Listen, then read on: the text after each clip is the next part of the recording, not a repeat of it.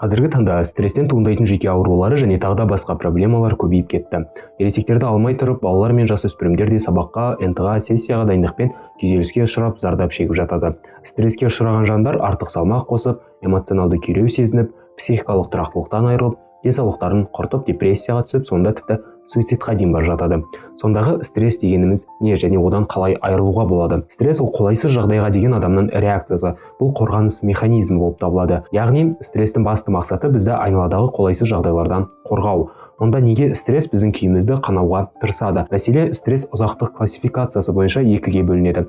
Қысқа мерзімді және ұзақ мерзімді деп. Қысқа мерзімді стресс тез және күтпеген жерден пайда болған психофизикалық реакция. Мысалға, көшеде кетіп бара жатқан жеріңізден алдыңыздан ырсылдап ит жүгірсе, сіз кенеттен үлкен стресс сезінесіз. Бұл кезде адам ағзасында адреналин гормоны бөлінеді. Ол тез уақытта миға әсер етіп, сіз ситуациядан аман-есен шығу жолын іздей бастайсыз.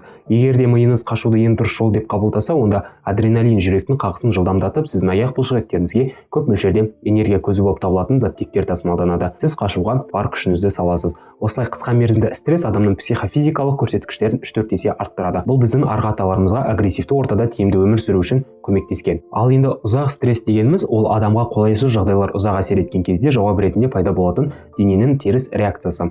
Яғни кез келген сізге бағынбайтын жағымсыз ой, не алда болатын жағымсыз ситуация, не сізге дискомфортты жағдайлардан пайда болатын стресс. Мысалға, НТ-ны алсақ, алда келе жатқан НТ-ны тапсыра алмай қаламын деген қорқыныштан сіздің организміңіз стресс гормондарын бөледі. Тура ит қуған жағдаяттағыдай қанда адреналин, кортизол деген сияқты гормондар мөлшері өседі. Бірақ иттен қашып кететіндей сіз НТ-дан қашып кете алмайсыз. Ал стресс кезінде бөлінетін гормондар сіздің ағзаңызда қолданылмай қалып қалады. Уақыт өте келе сізге пайдасын тигізу керек стресс салдары ағзада жиналып кері әсерін тигізеді.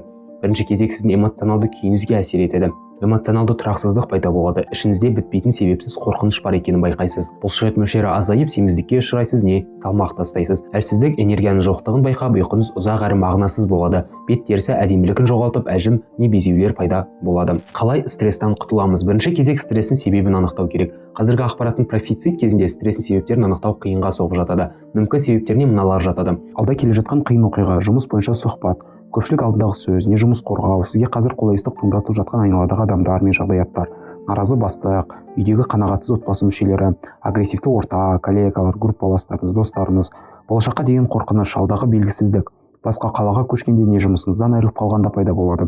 Өзіңізге сенімсіздік тудыратын медиа орта, Инстаграмдағы блогерлардың өмірі, соларды көріп өмірім қапы кетті-ау деп уайымдау, өкіну. Стресстің себебі болар кезде сіз жағымсыз күй кешесіз, ішіңізде қорқыныш пайда болады. Ендігі мақсат сол қорқынышты жеңіп, стресстің себебін жою. Не көп назар аудармау, ойыңызды басқа позитивті нәрсемен аулау, жақындарыңызбен серуендеп келу, тауға шығып қайту, концерт, жайдарман, не комедия, стендапқа барып қайту. Келесі физикалық жаттығулар. Бағана айтқанымыздай, стресс кезінде стресс гормондары ағзада бөлінеді.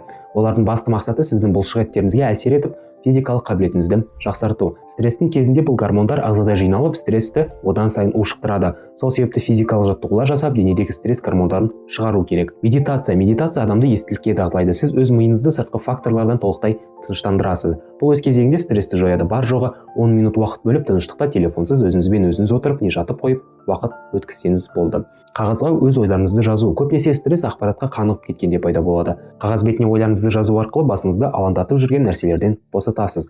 Керегі қалам ұстап 10-15 минут ойыңызға келген кез келген нәрсені жазу. Не жазамын, қалай жазамын деген ой керек емес.